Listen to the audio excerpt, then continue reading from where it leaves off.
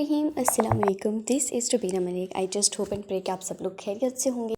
Last vlog में जी बनाए थे हमने भरे हुए करेले, मतलब कि मसाला भरे करेले, जो कि मेरे हस्बैंड को बहुत अच्छे लगे थे। इसके अलावा मीठे में मेरे हस्बैंड को मतलब ऑलमोस्ट सारी चीज़ें ही पसंद हैं, लेकिन जो दूध वाली सवैयाँ हैं वो उनके साथ साथ मुझे भी बहुत पसंद हैं। तो दूध वाली सवैयाँ मैं जब भी बनाती थी वो बहुत थिक हो जाती थी। लाइक मेरी जो देवरानियाँ हैं वो जब बनाती हैं तो वो उसका जो मतलब थोड़ी सी जिसे कहते हैं ना थिन होती हैं, पानी में, बस पानी में नहीं दूध में तैर रही होती हैं। लेकिन मैं जब भी बनाती थी तो वो अजीब सा एक थिक सा पेस्ट बन जाता था। मतलब जब गर्म होती थी तो तब तक वो पतली होती थी, लेकिन जैसे ही वो ठंडी होती थी वो बिल्कुल जम जाती थी। तो I just learn this hack from my देवरानी जी।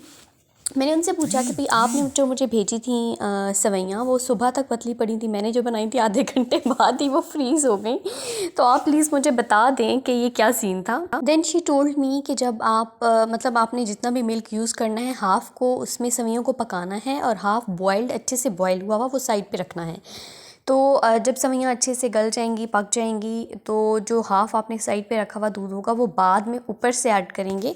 तो वो मतलब कि ऑलरेडी वो इनफ जो दूध होगा वो एब्ज़ॉर्ब कर चुकी होंगी, वो पक चुकी होंगी, तो बाद में ऊपर से डाला गया दूध जो है वो एब्ज़ॉर्ब नहीं करेंगी। तो उससे जो सवैयाँ हैं, मतलब जितने भी दिन तक आप रखेंगे फ्रिज में, तो मेरा वाला काम नहीं करना कि फ्रिज में बड़ी बड़ी चीज़ें ख़राब हो जाएं। मेरी बहुत सारी चीज़ें फ्रिज में पड़ी ख़राब हो जाती हैं, वो या तो पीछे कहीं छुप जाती हैं या कुछ ऐसा हो जाता है, मुझे उनको निकालना भूल जाता है, याद नहीं रहता, और फिर जब मैं 4-5 दिन बाद देखती हूँ तो वो ख़राब हुई पड़ी होती हैं।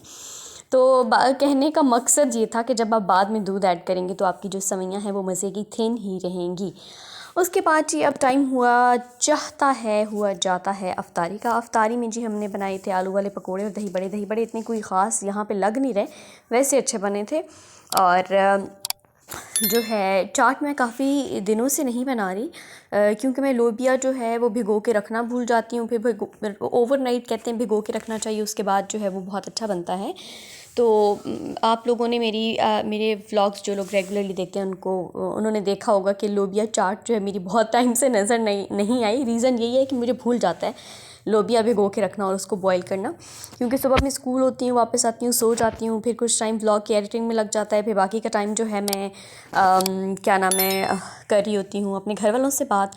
उनसे बात करना भी ज़रूरी है। एक दिन अगर कॉल लेट कर लो, या ऐसे तो कभी नहीं होता कि मैं कॉल ना करूँ, ये हो जाता है कि मैं नहीं करती तो घर वाले कॉल कर देते हैं, और जब वो कॉल करते हैं तो फिर वो बड़े नाराज़ होते हैं, स्पेशली मेरी अम्मी भी। उनका नाराज़ होना बनता भी है। तो फिर ये सीन है कि उनसे भी बात करनी होती है, तो काफ़ी सारा टाइम मुझे उनके लिए भी निकाल के साइड पे रखना पड़ता है कि इस टाइम उनसे बात करनी है। फिर रात में अफ्तारी के बाद तो बंदा वैसे ही बहुत थक जाता है, खाना बनाना होता है, और उसके बाद बर्तन कभी मैं रात को ही वॉश करके सोती हूँ, कभी मैं सुबह में वॉश करती हूँ।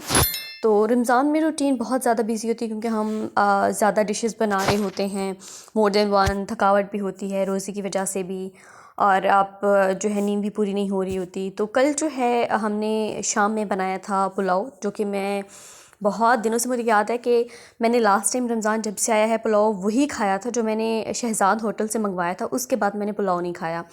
तो कल मैंने चिकन आलू पुलाव बनाया था, वो बहुत मज़े का बना था। वो मैंने थोड़ी ज़्यादा क्वांटिटी में बनाया था, क्योंकि मैंने अपनी जो मेरे आसपास 2 देवरानियाँ रहती हैं उनके घर भी भिजवाना था। तो अल्लाह का बहुत शुक्र है कि वो अच्छा बन गया था। मतलब कि जैसे मैंने सोचा था, जो टेस्ट मेरे माइंड में था और जैसे मैंने इमेजिन किया हुआ था कि ऐसा होना चाहिए, अल्हम्दुलिल्लाह वैसे ही बन गया था। तो इसलिए हमने बहुत इन्जॉय किया। और ये था जी मेरा आज का व्लॉग। इसके साथ ही नेक्स्ट व्लॉग तक के लिए अल्लाह हाफ़िज़। दुआ में ज़रूर याद रखिएगा, and don't forget to subscribe to my channel.